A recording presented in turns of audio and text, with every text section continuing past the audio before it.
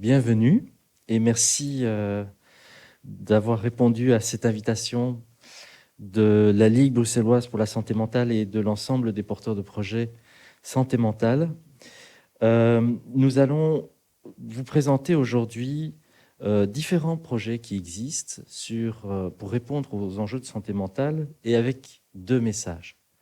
Le premier message, c'est que oui, les difficultés de santé mentale dans la population aujourd'hui sont importantes, elles sont même croissantes, on en entend parler tous les jours, mais il y a également des réponses qui sont offertes à la population, qui sont offertes avec créativité, avec inventivité, qui essayent de permettre aux gens de disposer d'un service de proximité accessible et déstigmatisant. Parce que les mots santé mentale, jusqu'à peu avant la crise, en tout cas, faisaient encore peur dans l'esprit de pas mal de gens. Et aujourd'hui, s'il y a un avantage que l'on peut donner à cette crise, c'est celui-là, c'est que la notion de santé mentale devient ce qu'elle est depuis toujours, c'est-à-dire un élément de la santé de tout un chacun. Alors, le deuxième message que nous voulons dire, c'est que par rapport à des publics qui avaient été ciblés par les autorités, à savoir après la première vague du Covid au printemps dernier, à savoir les jeunes, et en particulier les ados et les jeunes adultes de 14 à 30 ans, mais aussi les équipes soignantes qui étaient et qui sont toujours en première ligne pour répondre à l'urgence sanitaire. Par rapport à donc ces publics, les autorités bruxelloises, en particulier le ministère de l'Action sociale et de la Santé, avaient demandé aux acteurs de terrain de mettre en place, de réfléchir, de préparer des projets qui puissent répondre aux enjeux de santé mentale de ces deux publics. Ce qui a été fait par tous les acteurs qui sont ici représentés, et avec l'appui également du collège de la Commission communautaire française, la COCOF, à Bruxelles. Et donc, si cette offre a pu être déployée avec le soutien des autorités publiques, nous arrivons déjà aujourd'hui, au 30 juin, à l'échéance des moyens qui avaient été dégagés. Et notre message, c'est de poursuivre, de ne pas s'arrêter, de ne pas abandonner les gens au milieu du gué, de poursuivre l'effort, l'action, parce que ça répond à des besoins qui sont de plus en plus importants, des besoins qui sont constatés par les professionnels, mais qui sont aussi relayés par les personnes eux-mêmes. Et si je dois faire un lien avec l'actualité du jour, nous avons la campagne Mon Cri, qui est menée par Amnesty International, et avec toute une série de partenaires qui parlent de ce que les jeunes souhaitent et réclament dans cette situation de crise Covid.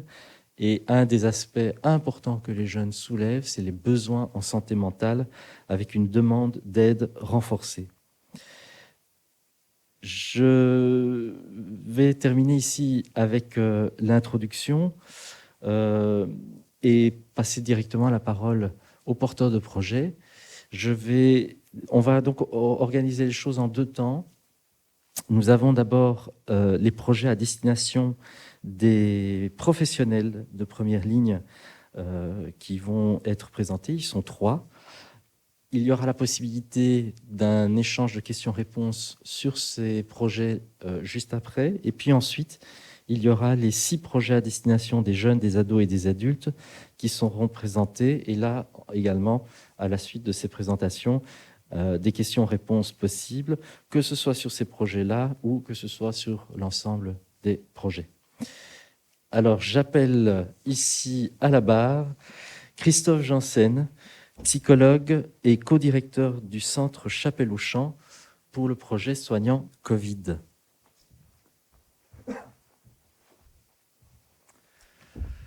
Oui, bonjour. Effectivement, le centre Chapelle-aux-Champs, mais en partenariat avec le centre de guidance d'Ixelles, a co-construit un projet à destination des soignants de première ligne. Vous allez voir que les soignants de première ligne, en fait, ça regroupe pas mal de monde. Alors pour ce projet, en 2 mots, on a pu engager 2 jeunes psychologues très actifs sur le terrain, mais qui sont aussi encadrés par toute une équipe en fait composée de 4 psychologues, 2 psychiatres, une assistante sociale qui sont issus des 2 services. Alors, énormément de contacts ont été pris dans un premier temps, de façon très proactive. Notre idée était que nous le savions, nous savons que ces soignants, on sait 2 choses. 1, ils sont en souffrance. 2, ils ont du mal à s'adresser à des services qui vont pouvoir prendre soin d'eux. Ce sont des soignants qui ont du mal, évidemment, à se définir eux-mêmes comme ayant besoin de soins. Et donc, on a été à leur rencontre. Et ça a quand même permis, du coup, qu'actuellement, des dispositifs de soutien plutôt collectifs, de groupe, ont pu être mis en place auprès de, alors je vous les cite, 6 hôpitaux, 6 maisons de repos, un service d'aide à domicile aussi, 2 services de sage-femme, 2 maisons médicales, 3 services d'aide psychosociale et aussi 3 hautes écoles qui forment des soignants. Parce qu'évidemment que ces hautes écoles, ils ont des étudiants en stage, que ce soit des kinés, des infirmiers qui se retrouvent en stage à l'hôpital et qui sont donc aussi confrontés à ce qui se passe pour le moment dans nos hôpitaux. Alors ces dispositifs de groupe, ça concerne actuellement environ 220 personnes, auxquelles s'ajoute une petite trentaine de suivis individuels. Alors les difficultés exprimées par ces soignants, c'est quoi? Elles sont diverses. On repère quand même une proportion assez importante de symptômes post-traumatiques, disons, donc des personnes traumatisées, anxieuses notamment, qui ont aussi des troubles du sommeil, parfois des troubles de l'alimentation. Et ce sont parfois des troubles sévères. Ça a été d'ailleurs repéré par une étude récente menée par une équipe des cliniques universitaires Saint-Luc. On retrouve aussi, vous en doutez, des états de burn-out, de dépression, d'épuisement, qui s'accompagnent aussi d'irritabilité, parfois de culpabilité. Pour vous donner comme ça deux petits exemples plus éclairants, je repense à une soignante qui nous disait que quand elle arrivait dans son service, elle avait l'impression de rentrer dans un cercueil. Donc ça vous donne un peu l'idée quand même de son vécu, de son impression. Ou une soignante en maison de repos qui nous explique qu'ils avaient pris l'habitude d'appeler le dimanche soir pour savoir, pour se préparer, parce qu'on pouvait leur annoncer jusqu'à 5 morts sur le week-end. Et donc on voit évidemment dans quelles conditions, quelles circonstances ils se retrouvent à travailler. Alors de quoi ils ont besoin? De reconnaissance, de contenance, de soutien, d'espace de parole. Et je dirais que, c'est ce qu'on essaie de leur offrir, évidemment. Notre grande crainte, ça a déjà été exprimé, c'est qu'évidemment, on peut faire tout cela en plus de nos activités habituelles. Nos services sont déjà pas mal saturés parce qu'on a des subsides spécifiques. S'ils devaient s'interrompre en juin, malheureusement, on devrait aussi arrêter ces mêmes dispositifs, très vraisemblablement, en tout cas très largement. Donc, on se le disait tout à l'heure, et je terminerai là-dessus, il faut vraiment comprendre que les problèmes de santé mentale, c'est une temporalité longue, ce sont des effets d'après-coup, et que malheureusement, ceux qui souffrent aujourd'hui psychiquement, qui souffriront encore dans les mois à venir, n'arrêteront pas de souffrir, même si les terrasses se rouvrent, même si on souhaite ça, bien entendu. Voilà, je vous remercie. Merci. La parole maintenant à Christelle Ledec, coordinatrice du centre médico-psy du service social juif. Christelle. Bonjour. Voilà, je vais essayer d'être pas trop répétitive, mais donc nous avions aussi même presque été sollicités en fait par le personnel soignant, les responsables du CHU Saint-Pierre, qui est situé centre-ville, et nous et le centre, on travaille en partenariat avec le centre de guidance de l'ULB qui se situe rue Haute, donc qui sont juste à côté. Et nous avions donc été sollicités pour pouvoir offrir un espace de parole autre qu'à l'hôpital, au sein donc de ces murs où ils vivaient au moment de la première vague, des choses extrêmement difficiles, pour que ces gens puissent souffler et prendre un temps à l'extérieur de ce lieu de travail qui était vraiment devenu extrêmement compliqué. Donc initialement, le projet de soutien psychologique avait été pensé pour répondre aux difficultés psychiques du personnel hospitalier dans un moment de post-crise sanitaire. Donc on se positionnait après la première vague. Nous appuyant en fait sur nos compétences d'accompagnement de situations post-traumatiques, nous souhaitions développer un partenariat avec cet hôpital de référence pour la pandémie, afin d'offrir à son personnel soignant et non soignant, donc c'était quand même pour les soignants et leurs familles, qui avaient de manière plus indirecte aussi été impactés par ce vécu, un espace de parole, consultation psychologique ou supervision ou intervision d'équipe, dans l'après-crise sanitaire du Covid-19 et en complémentarité avec les ressources internes de l'institution du CHU Saint-Pierre. Le partenariat était prévu pour proposer ces accompagnements psychologiques de façon externe, afin de garantir la confidentialité, la distanciation d'avec le lieu de crise et le déploiement avec d'autres professionnels de ce qui aurait été vécu dans l'hôpital pendant la crise. Le CHU Saint-Pierre nous a donc sollicité pour ce travail d'accompagnement psychologique.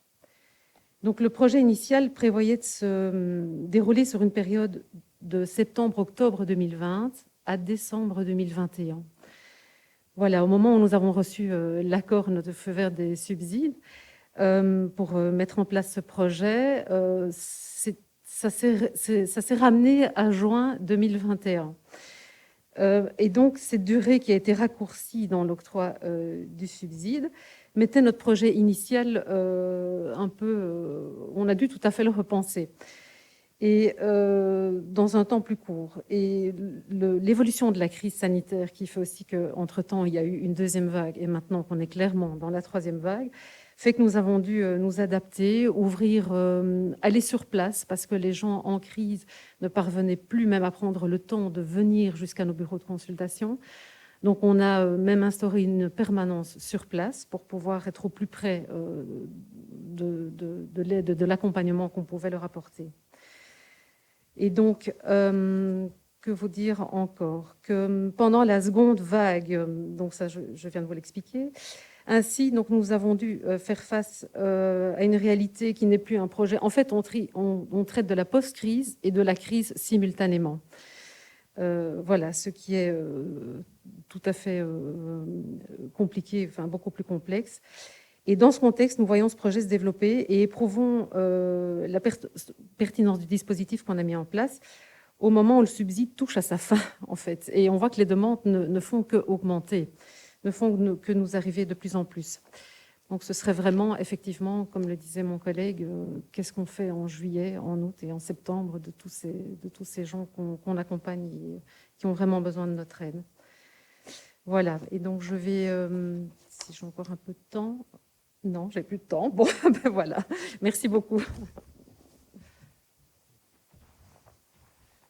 Merci Christelle. Et de toute façon, il y a la possibilité de compléter le propos avec les questions-réponses. La parole maintenant à Pascal de Rieder, psychologue pour le projet d'intervision travailleurs sociaux. Bonjour. Le projet d'intervision pour travailleurs sociaux de première ligne aussi, donc comme le disait mon collègue, effectivement, la première ligne est difficile à définir. Et finalement, on s'est effectivement retrouvé avec des travailleurs sociaux et des travailleurs du monde de la santé aussi. Donc, ils se sont en tout cas retrouvés derrière cette proposition. C'était une proposition qui... était intersectoriel, c'est-à-dire que le secteur de la santé mentale venait proposer et animer des moments de parole pour les travailleurs sociaux. Et l'idée, c'était aussi à la fois de pouvoir, bien sûr, prendre la parole sur ce qui s'était passé. C'était aussi un projet qui était imaginé en post-crise et qui, malheureusement, est dans l'actualité encore maintenant. Mais c'était l'idée de pouvoir prendre la parole sur ce qui s'était passé, prendre du recul et également mettre ensemble toutes les trouvailles, toutes les choses qu'on avait créées, imaginées, mises en place pour continuer à travailler pendant la première vague. C'est-à-dire que pendant cette période-là, beaucoup de services se sont retrouvés très démunis parce que tout le réseau qu'ils avaient l'habitude de contacter était donc non accessible et qu'il a fallu donc réinventer, finalement recréer toutes sortes de choses, tout un réseau d'institutions soutenantes, parce que dans les dossiers que traitent donc les travailleurs sociaux et les SESEM aussi, donc dans les services qui travaillent avec un public très précarisé, on a évidemment, on travaille toujours en réseau avec toutes sortes d'intervenants, et on a l'obligation, la nécessité, enfin, c'est vraiment quelque chose qui est très soutenant dans notre travail, de pouvoir compter sur d'autres services. Et là, dans toutes ces situations, il a fallu recréer des choses. Il a fallu aussi imaginer comment maintenir le lien avec tous nos patients et avec tous les usagers de ces services sociaux. Il a fallu, comment dire, développer imaginer et développer des façons de rester en lien avec le public, alors que donc tout ce qui fait finalement le lien humain, à savoir le contact, la présence, la disponibilité, toutes ces choses-là étaient justement remises en question par la crise sanitaire. Et donc, c'est de mettre ensemble, de pouvoir réfléchir ensemble à tout ce qui s'est passé, de pouvoir éventuellement faire un document, quelque chose pour transmettre donc toute cette expérience, et de pouvoir justement la diffuser et en faire un outil de réflexion pour tout le secteur social-santé. Donc, ce projet est à la fois un projet qui soutient les travailleurs donc par des groupes de parole, mais aussi l'idée, c'est aussi de faire un peu de recherche et un petit peu de recueil d'informations et de pouvoir le présenter, nous l'espérons, en septembre, lors d'un événement ou quelque chose, en tout cas, voilà. Mais en tout cas, ce qui est intéressant dans ce projet, c'est que c'est un projet intersectoriel, donc à la fois de la santé mentale et du secteur social combiné. Voilà. Merci. Merci. Alors, je ne sais pas s'il y a des questions par rapport à ces 3 projets qui ont été présentés, ou plus largement par rapport à la question des enjeux de santé mentale pour le personnel de première ligne. Juste une précision, c'est que donc, dans les projets, il y a l'idée de s'adresser au personnel soignant, aux travailleurs sociaux, mais aussi à tous les collègues, les membres des équipes qui sont présents, qui ne sont pas forcément en contact avec la première ligne, mais qui participent à la dynamique d'équipe et qui donc vivent avec leurs collègues la détresse, les difficultés auxquelles ces équipes sont confrontées au jour le jour, avec toute une série de situations humaines difficiles, parfois dramatiques. Si pas de questions, alors je propose de passer directement au projet jeune. Et donc, je vais inviter en premier le projet de soutien des familles et aux jeunes adultes des services d'Etterbeek. Et c'est Delphine Guillemot, travailleuse de la Ligue, qui est chargée de mission sur tous ces projets, qui va les présenter.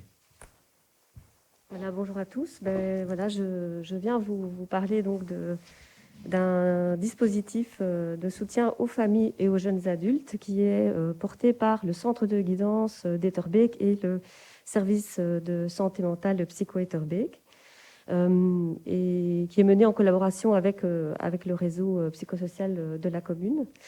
De quoi s'agit-il en gros? Donc les équipes formées par 2 personnes ici, une assistante sociale et une psychothérapeute, ont, grâce au subside, en fait, pu faire une enquête de terrain pour analyser un peu plus les besoins de l'offre qu'elles souhaitaient faire. Elles ont constaté en fait que créer un nouveau dispositif n'était pas nécessaire, mais par contre renforcer un cadre d'accueil était hautement utile. Évidemment, pourquoi, comme l'ont dit déjà les professionnels ici présents dans le secteur de la santé mentale, le confinement évidemment était synonyme d'enfermement pour beaucoup des Torbécois, avec des conséquences évidentes sur le développement des enfants, des jeunes, avec une augmentation des tensions intrafamiliales et une disparition de lieux tiers, des sentiments d'isolement et aussi évidemment le décrochage scolaire. Et donc, elles ont, grâce aussi à leur enquête de terrain, ciblé leur projet à destination donc des familles avec enfants et des jeunes adultes.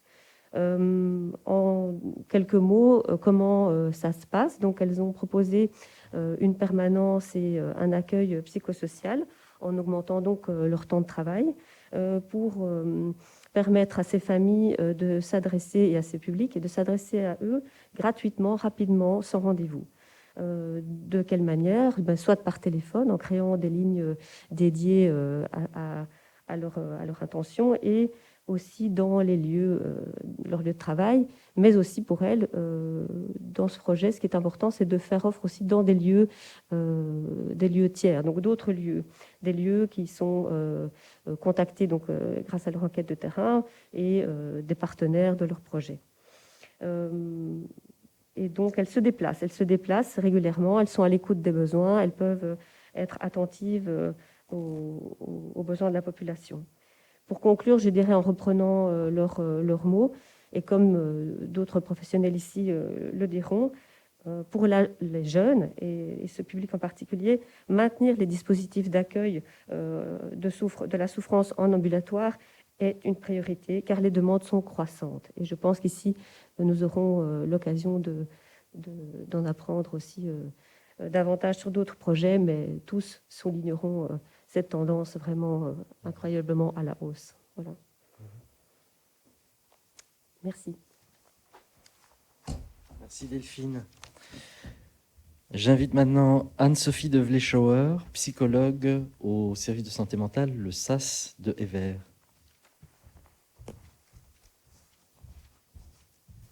Voilà. Bonjour.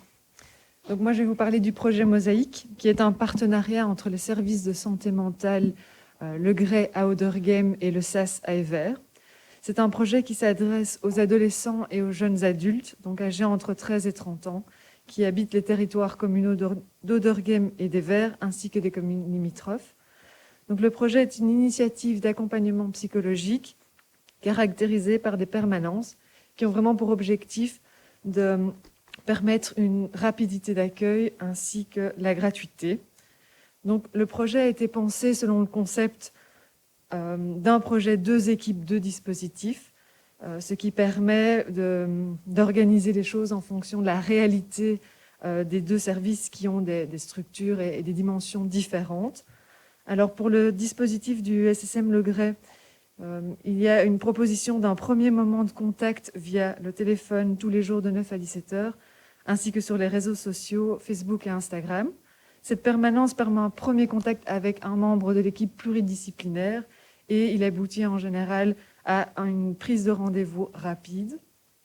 Quant au dispositif du SSM Le SAS, il propose une permanence en présentiel, sans prise de rendez-vous au préalable, les 2 après-midi par semaine, ainsi qu'un accueil téléphonique aussi dans les heures d'ouverture du service. Cette permanence permet aux jeunes de rencontrer une psychologue et il est alors libre de se représenter à la permanence par la suite ou bien de directement prendre un rendez-vous avec la psychologue. Alors pour les 2 dispositifs, nous avons décidé de proposer aux jeunes 1 à 6 séances gratuites, ce qui permet de vraiment laisser le jeune libre de revenir ou de ne pas revenir et de peut-être enclencher un processus pour une prise en charge à peut-être moyen ou plus long terme. Voilà. Alors, lors de l'élaboration de ce projet, nous avons vraiment mis en avant notre volonté de renforcer les liens avec les partenaires de nos 2 territoires communaux, étant donné que tout avait été à l'arrêt suite au premier confinement et à la première vague. Et donc, le fait de pouvoir renouer avec les intervenants de première ligne qui travaillent avec les jeunes, tels que les écoles, les centres PMS, les maisons médicales, maisons de jeunes, maisons de quartier et j'en passe, l'idée était vraiment de pouvoir renouer avec eux et de savoir aussi quelles étaient leurs observations de terrain afin de pouvoir y répondre de la manière la plus juste possible. Voilà, donc initialement, nous souhaitions aller à la rencontre des jeunes dans ces lieux-là, afin de proposer une permanence là où les jeunes se trouvent. Mais malheureusement, les confinements successifs ne nous l'ont pas permis. Et donc, nous avons dû nous réorganiser en nos locaux et donc de créer des permanences au sein de nos services. Voilà. Alors, actuellement, nos deux équipes accueillent vraiment de plus en plus de jeunes en souffrance psychique.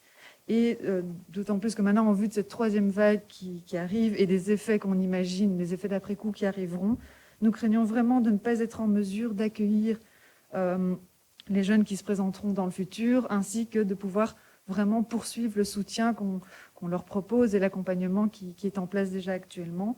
Et je voudrais souligner le fait que vraiment c'est un dispositif qui a été créé en plus du fonctionnement classique des services, ce qui fait que les services sont déjà en train de fonctionner à plein régime et que donc enlever ce projet, ce personnel supplémentaire pourrait vraiment diminuer l'offre par la suite auprès des jeunes.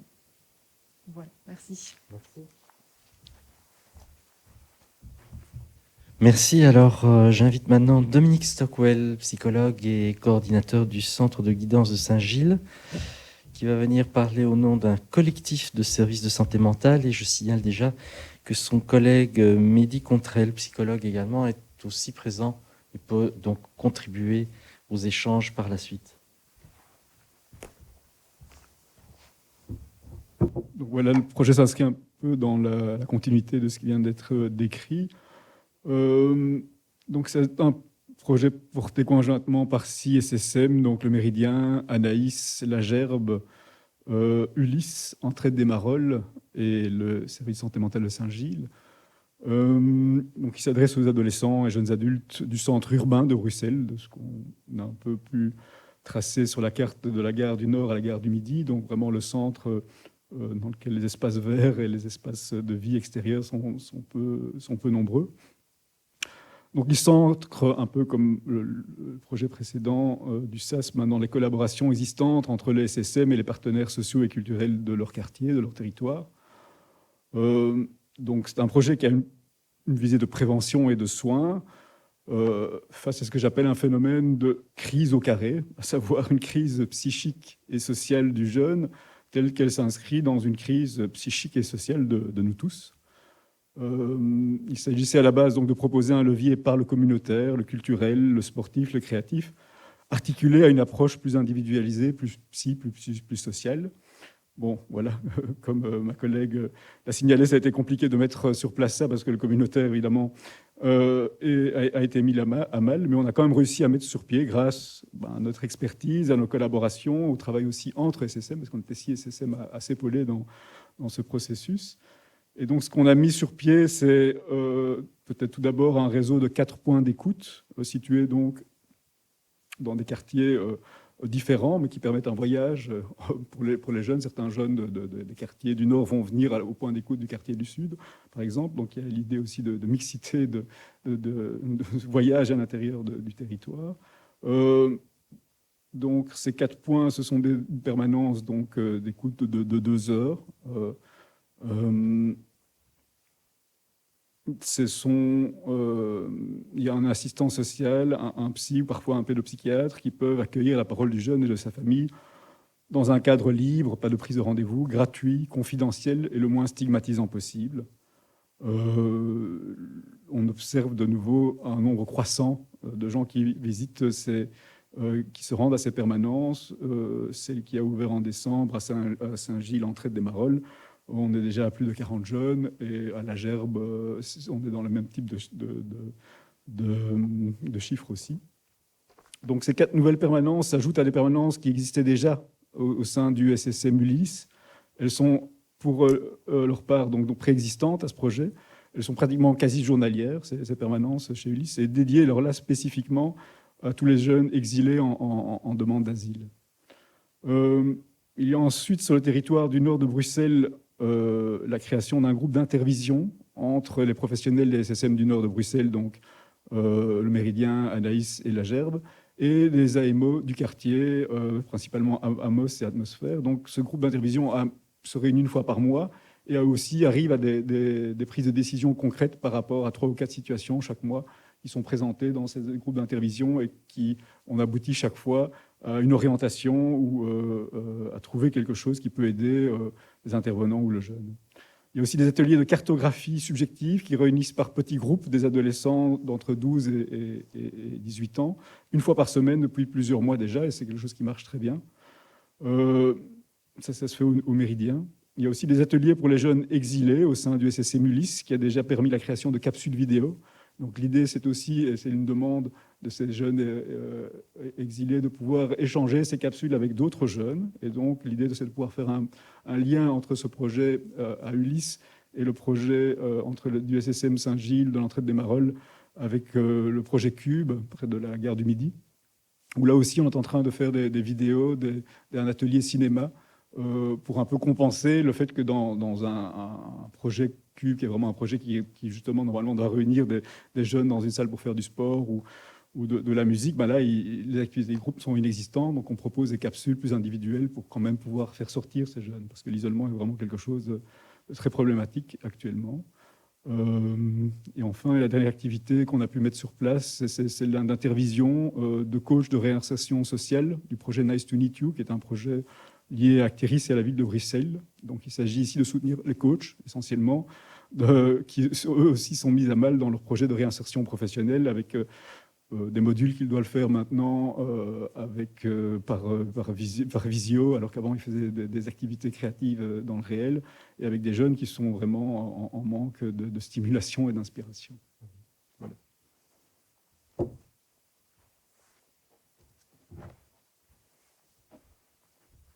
Merci Dominique. Alors j'invite à nouveau Christelle pour les projets Traversée et Pandémuse, et qui travaille toujours comme coordinatrice au Centre médico-psychologique du service social juif.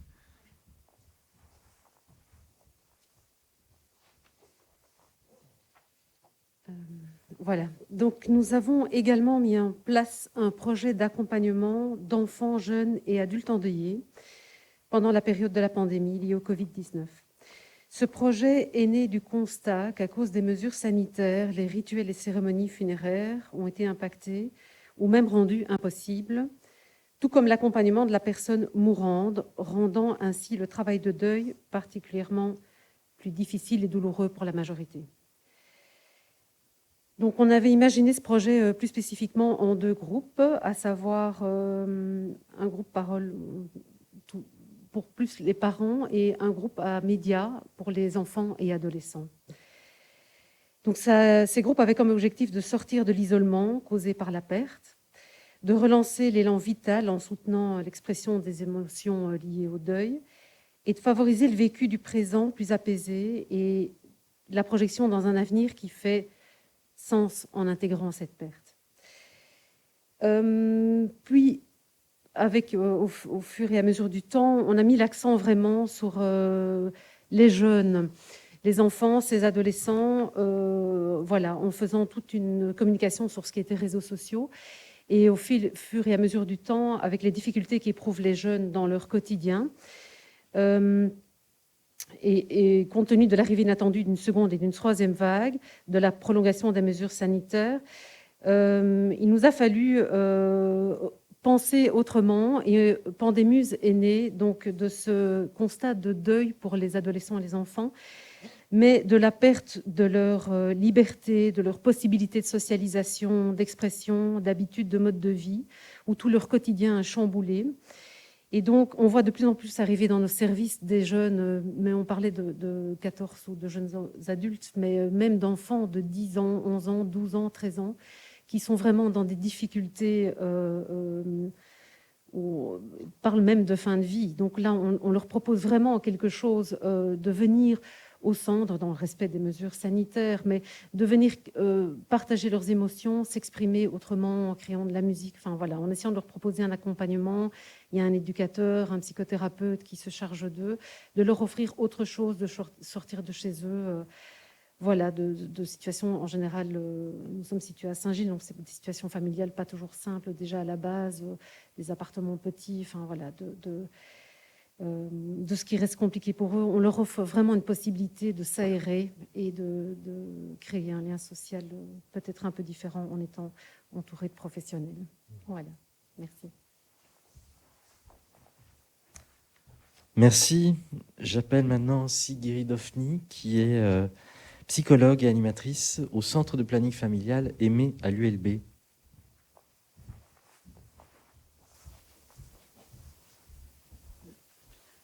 Bonjour. Donc moi, je fais des animations à la vie relationnelle, affective et sexuelle en planning familial. Donc avant la crise, on allait dans l'enseignement général, technique et professionnel. Maintenant, depuis que la crise a commencé, on a une demande en fait qui émanait des élèves de l'école Esquel. Donc l'école Esquel, c'est un enseignement de type 5. Je ne sais pas si je dois... Oui. Donc c'est le trouble envahissant du développement, trouble du comportement, trouble d'identité, troubles anxieux, syndrome dépressif, troubles alimentaires aussi. Donc c'est un enseignement qui se fait au sein des hôpitaux. Donc nous, on va à l'hôpital Epsilon, donc un centre psychiatrique pour adolescents. Donc là, on organise en fait des groupes de parole, donc sur le thème de l'identité. Pardon, je suis un peu essoufflée.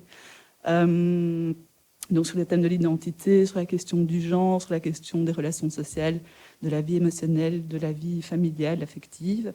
Et donc ce qu'on observe en fait, c'est qu'il y a énormément de questionnements sur la notion de l'identité, du lien à soi, du lien à l'autre, qui est fortement, je pense, accentué par le fait qu'ils sont coupés maintenant de leurs liens sociaux, qu'il y a le port du masque aussi qui coupe aussi un peu le lien à soi.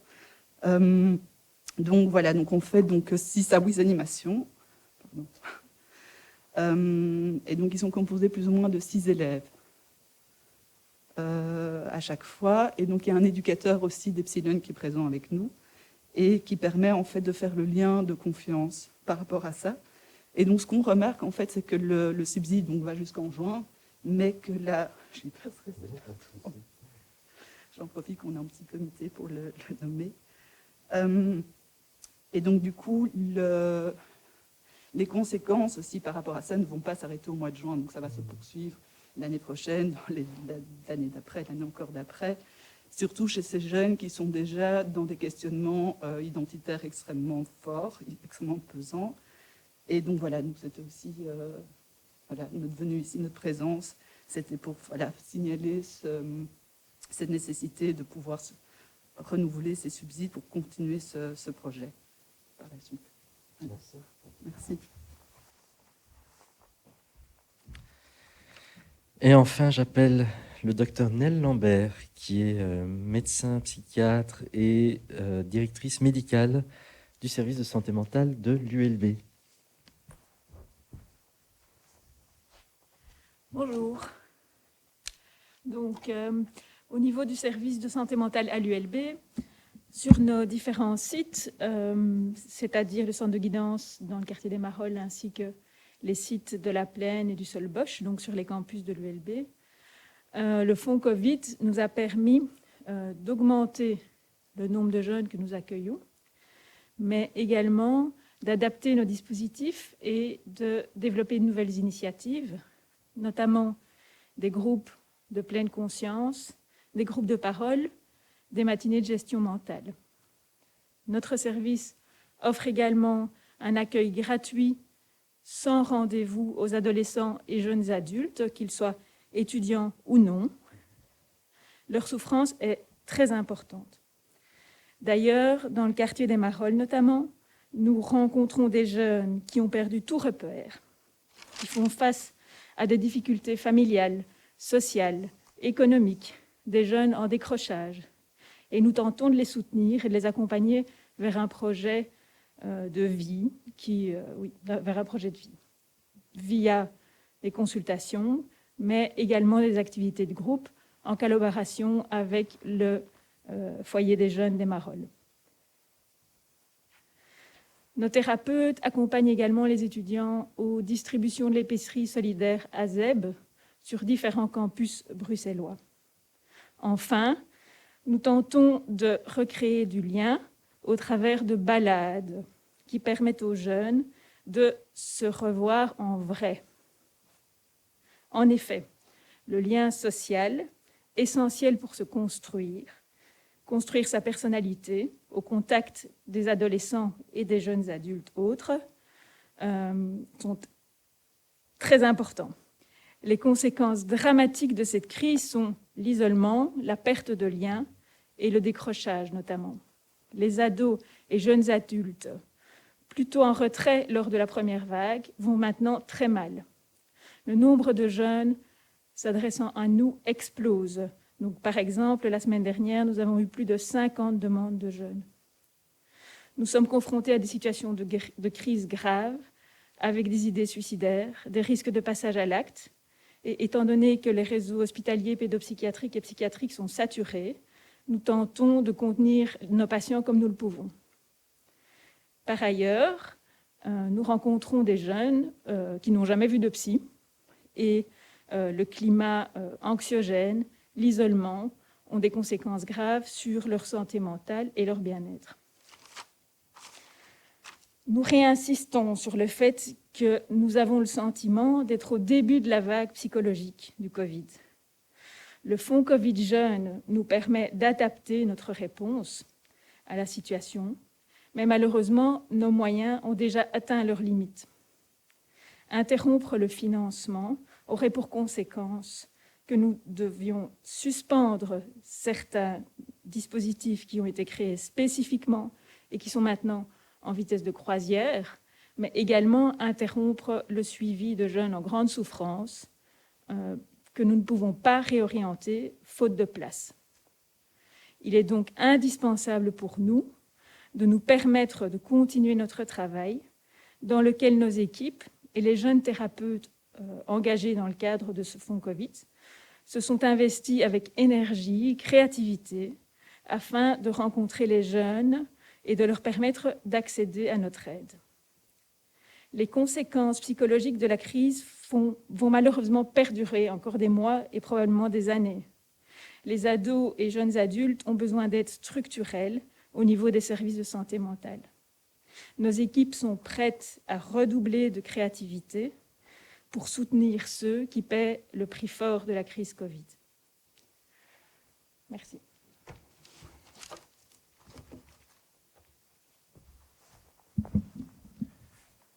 Merci beaucoup, Nel.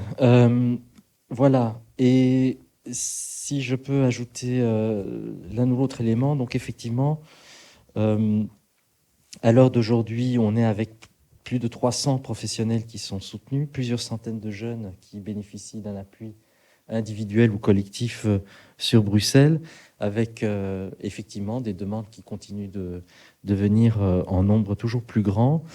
Et donc, tous ces projets ont comme caractéristique commune d'être dans une dynamique de réseau, une dynamique collective, une dynamique aussi de réactivité et de proactivité. Et c'est-à-dire, on va à la rencontre des publics, on va aller les chercher là où ils se trouvent, parce qu'effectivement, certains sont débordés par toutes sortes de difficultés et en même temps ont des besoins en matière de santé mentale auxquels ils ne pensent pas ou auxquels ils estiment ne pas avoir le temps de répondre. Ce que je peux aussi également souligner, c'est le fonds Covid, donc, qui a permis de soutenir tous ces projets, avait été libéré à l'été 2020 dans une perspective que le confinement qu'on venait de connaître était le premier et le dernier et qu'on allait reconstruire les choses. Et donc évidemment, la situation a évolué comme on connaît, et donc c'est aussi une adaptation des politiques aux réalités qui se sont imposées à tout le monde, qui sont demandées ici. Je termine avec un dernier élément aussi concret. Il est possible de fournir des éléments sous format numérique. Donc, par exemple, les visuels qui sont présentés, mais également les affiches que les différents projets ont mis en place, peuvent être transmis sous ce format-là.